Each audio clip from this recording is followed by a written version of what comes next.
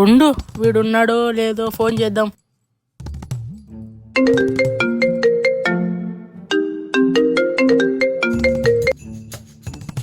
చెప్పురా.